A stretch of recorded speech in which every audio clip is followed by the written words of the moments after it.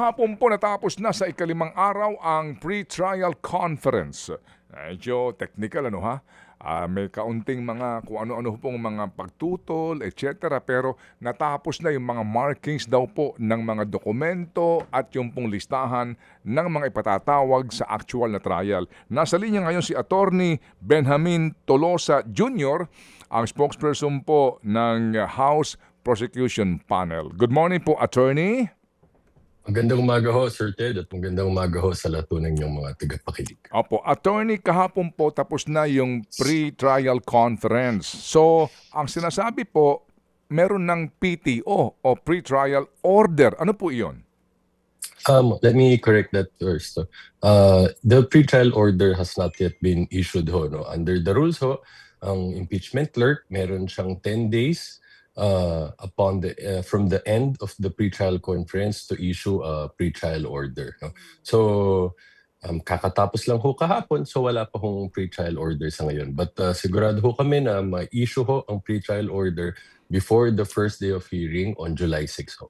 Opo, my question nga po, Attorney, is tapos na ho yung pre-trial conference. So what is Tama a ho yan. PTO? Yung tanong ko eh. Okay. Ano ba ang PTO? Opo, ano ho ba Sige, ang... let me clarify. I thought the question Okay. if it was Ano ho ba issued. So, yung, ano yung PTO?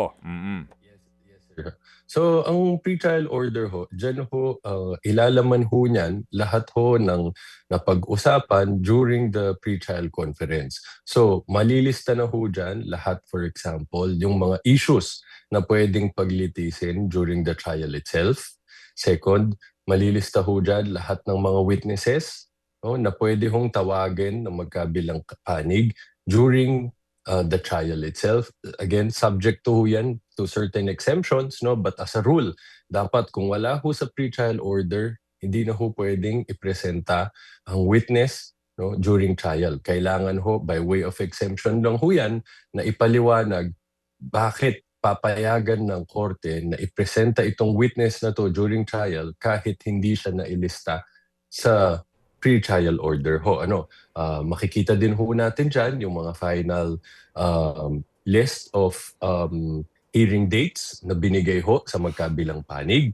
Sa ngayon ho, ang hiningi ho ng prosecution at least 62 days to present their evidence. Sa depensa naman ho, ang hiningi ho ay 30 days. So dyan ho natin makikita kung ilan ho ang final days na ibibigay. Pati na din ho yung tinatawag ho na stipulated facts. Meaning, ito ho yung mga facts na nag-agree na ho ang parties na inaamin ho yan ng both sides at hindi na ho kailangang patunayan by presenting evidence during trial. Opo, kumbaga ito yung guidelines, parang gano'n, Attorney. Tama po yun, tama ho yun. Okay, so yung binabanggit nyo doon sa pre-trial order na iyan, bagamat naandyan na po itemized po, mga napagkasunduan, etc. During the trial, ano po ang magiging daan para lumabas kayo doon? Para mayroong bago na issue, material and relevant issues na maaaring ma-raise during the trial?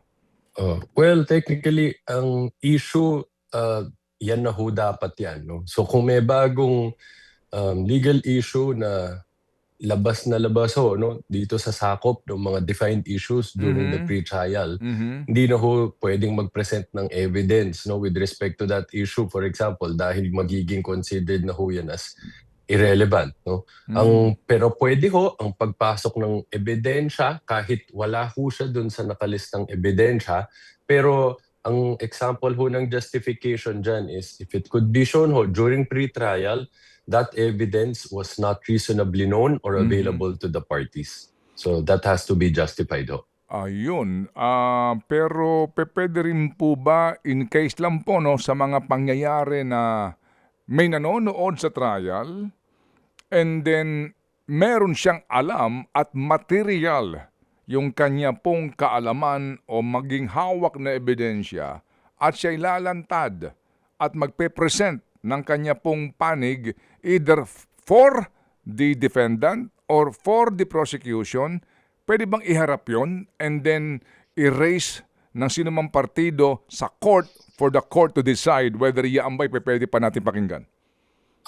Posible naman ho yan basta ma-establish ho dapat sa court no, na it was not possible for either of the parties to have known during pre-trial that this Okay. person exists, that this person has that kind of information. So lalabas ho dyan talagang kumbaga newly discovered evidence ho siya. So hindi masisisi yung party ho na yun, yung pe-present sa kanya, bakit hindi yan dinisclose during pre-trial? Dahil hindi pa ho talaga niya alam. So kung relevant naman ho yan sasabihin niya, pwede pa rin ho yung pagbigyan. Okay, attorney, yung sinasabi ho ninyo na yung dami po ng araw na kinakailangan ng prosecution to be able to present your case, yan ho ba ay meron ng takdang dami ng araw per week o Monday to Friday, mga ganon, o pinauubaya sa impeachment court yon? Meron na ho na binigay na calendar ang impeachment court, no? So magsimula ho sa July 6, ang hearing days po ay Monday, Tuesday, and Wednesday. No? Until bago ho ang SONA. After SONA, ang schedule na ho will be Tuesday, Wednesday, and Thursday. Alright, so 3 araw lang isang linggo. Certain. Sa panig ng prosecution po, ilang araw sila? Ang hiningi ho namin ay at least 62 days. Sa kabila naman ho, hiningi ho nila ay at least 30 days ho. Okay. Ngayon po, attorney, yung pong box na pagbubukas nito, inaasahan po ninyo sa pre-trial order, hindi mababanggit yon at ipauubaya sa court ang desisyon. Well, ito ho kasi ang impeachment clerk, wala ho siyang authority to rule on motions that may be raised by the parties during pre-trial. Ang gagawin ho niya yan, ifo-forward ho niya yan sa presiding officer. No? So, possible ho na sa pre-trial order, ma-resolve ho yung motion na na-file ho namin patungkol sa issue ho na ito. Yung so kumbaga definitely yan ipapanik nga for the honorable court to decide, no? Kasi wala sa poder ng clerk of court. Pero yung pong debate ninyo na dapat pang isama sa usapin yung mga aktibidades ng Vice Presidente before she became VP, meaning pati po yung SALN, pati nga yung BIR records perhaps, at pati yung panununtok niya doon sa isang sheriff, no? Yung mga ganong issue po, yan ho ba ay inaasahan ninyo na mariresolve na doon sa PTO na ilalabas po ng clerk of court o paano? We don't think that issue will be resolved at this point, no. To clarify lang ho, no. Kasi sa pre-trial, among other things that happened there, in-identify na ho natin yung mga exhibits and witnesses na present. So meron hong exhibits doon pertaining to transactions ho bago ho naging vice president ang respondent. Pero to clarify, kahit ho may objection sila doon, hindi pa ho ito ang tamang panahon para mag-raise ng objections to have any of our evidence excluded dahil ang ginawa ho lang dyan, marking pa lang ho. So premature ho yung any attempt to object to any of that. Ang tamang pagkakataon ho dyan para mag-object sila kapag in-offer in evidence na ho namin yan. So kapag nagpe-presenta na kami ng mga ebidensya and then we offer them in evidence, that's the time that they could object. So, Attorney Tolosa, what is the materiality and relevance of presenting the SALN of the respondent way back when she was still vice mayor or mayor? Tama ho. Dalawang bagay ho yan, sir. Clear ho sa articles of impeachment na filed against respondent. Ang position namin ho dyan, yung hong failure niya to fully and truthfully disclose all her and her spouse's assets, liabilities, and net worth, during her incumbency as a public official, So lahat ho yan, kahit nung hindi pa siya vice president until the time that she became a vice president, lahat ho yan constitutes culpable violation of the Constitution and betrayal of public trust. In other words, ang position namin dyan, lahat ho yan considered as impeachable offenses. Ang second layer naman ho dyan, kahit ho i-argue nila na hindi pwedeng ma-consider as impeachable offense yung acts done bago naging vice president, relevant pa rin ho yung pre-office conduct niya. Why?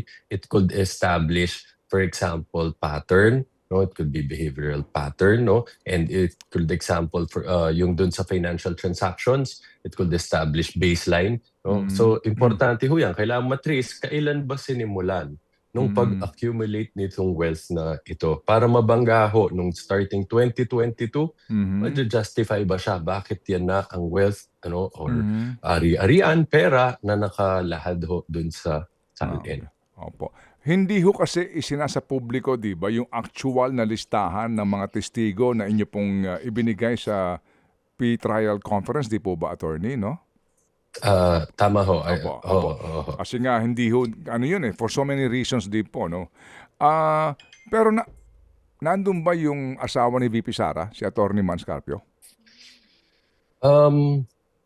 Maybe at this point ho, mas maganda ho na i-hintayin muna namin yung official na issuance ng pre-trial order para yun na ho ang final list of witnesses, and then maybe that would be the proper time to talk about it. Kapag ho ba naglabas na ng pre-trial order, that can be made public o confidential pa rin yung listahan ng mga testigo? Well, with respect to whether or not the pre-trial order itself will be made available to the public by the impeachment court, will leave it to their sound discretion. Pero paniniwala naman ho namin dyan, no, as part of the prosecution team, yung mga relevant ho na mga information dyan, we can share to the public. Covered naman ho yan doon sa principle of fair and accurate reporting. Okay. Pero nabanggit na kahapon, yung pagsama sa listahan daw ng inyong mga testigo, itong Mary Grace Piatos. I think, may part ho siguro ng mga iba na Nabanggit mention na ho. Nabanggit na po yun nakasama nga si Mary Grace Piatos. And Tama ho. for a fact, we know that no such person exists, no?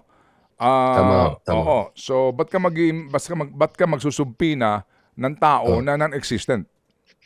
Well, I guess more other things to emphasize the point, no? Kung meron ho talagang tao na Mary Grace Piatos, despite the fact, no, dahil sa official government records, wala hong lumalabas na taong may ganong pangalan, no? Pero kung meron, then that person could come forward and say, ako yan. At kung wala, it just really emphasizes the point na she does not exist. So, it follows na maliban kay Mary Grace Piatos, kasama din si Milky, si Kuya. Oo, yung sino pa ba? Si Chippy McDonald. Si sino? Chippy McDonald. Si Chippy McDonald's. Oo, yung mga pangalan na nandoon before, yung diba? yung mga nandoon po sa sinasabing recipient ng confidential fund. Pasensya na, Sir Ted, at this point, medyo I can't discuss more about the evidence. But pag lumabas yung pre-trial order sa final list, maybe we could talk about it more. Naunawaan namin. Sige, so dito Thank po sa number of days, no? Pati po ba yung oras nito nagtakda din ng panahon o bahala na yung court kung temporarily suspend o ano man? My understanding sir, the hearings will start at 2:00 p.m. No? As to until what time it will last, well, it will depend on the discretion of the court. Makita ho natin dun sa previous hearings, no, dun sa corona impeachment. For example, kapag may nakasalang na ho na testigo na sa kainitan ho nung presentation, hindi naman ho natatapos ng 5 p.m. Diretso yan hanggang matapos nila. So, nasa discretion ho ng court. Opo, pero kayo po, sa umaga na kayo, di ba? Kasi hapon yung sesyon? O babalik? Mukhang babalik na rin ho, Sir Ted, dahil so far, ang na-inform ho sa amin, hearings will start at 2 p.m. ho. Okay. Ngayon, attorney, sa trial po mismo, only the prosecutors of the House are allowed to speak and, and present your case or cross-examine witnesses.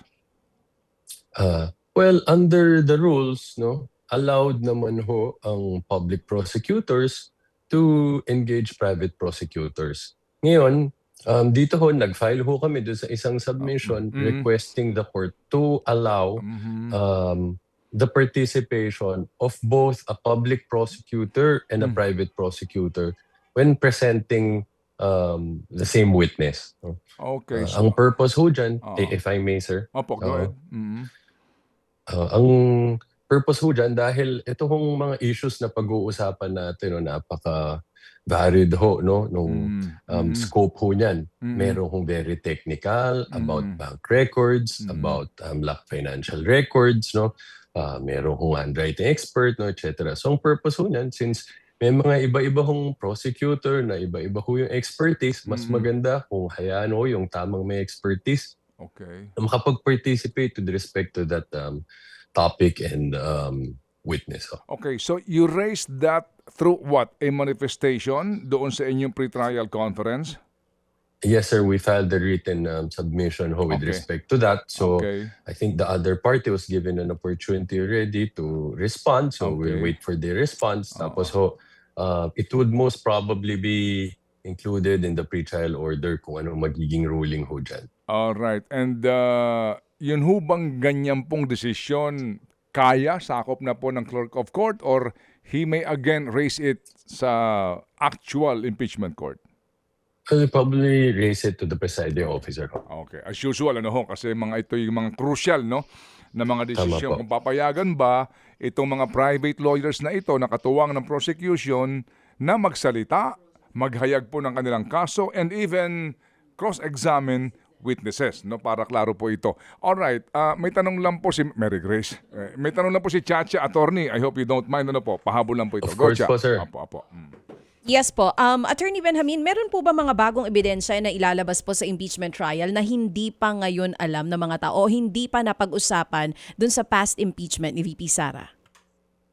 Well, again, I'm sure you would understand no, that I can't talk about the specifics right now. But what I can say is, no, in compliance with the rules on pre-trial, no, lahat ho ng ebidensya na importante, and so far as the prosecution is concerned, nakalahad na ho yan sa pre-trial order because we don't believe in trial in ambush, no, without believing surprising the other party during trial. No, sa amin, we lay our cards on the table dahil naniniwala naman ho kami na sapat at malakas ang ebidensya na meron kami. Okay, yung nga po yun. Sige, so Attorney Benjamin Tolosa Jr., we appreciate po you finding time to explain to us ito po mga bagay na ito sa panig po ng prosecution. Para lang ho ang mga kababayan po natin, sakto ang informasyon na napapakinggan at hindi po yung kung kani-kanino nang gagaling at yung nga po sandamakmak na fake news and fake narrative. So Attorney Tolosa, sa uulitin po ha. Yes sir, at maraming salamat din ho sa pagkakataon. Magandang umaga ho ulit sa inyo. Thank you. Yan ang spokesperson. Mga kapatid, patuloy po kayong tumutok sa 105.9 True FM para sa totoong balita, impormasyon, music and entertainment. Mag-subscribe sa aming YouTube channel at podcast at sundan nyo kami sa Facebook, Instagram, X at TikTok sa True Network PH. Bisitahin din po ang aming official website, truefm.ph. At panoorin din kami sa True TV Signal, Channel 19. Kami po ang 105.9 True FM. Laging true sa'yo, kapatid.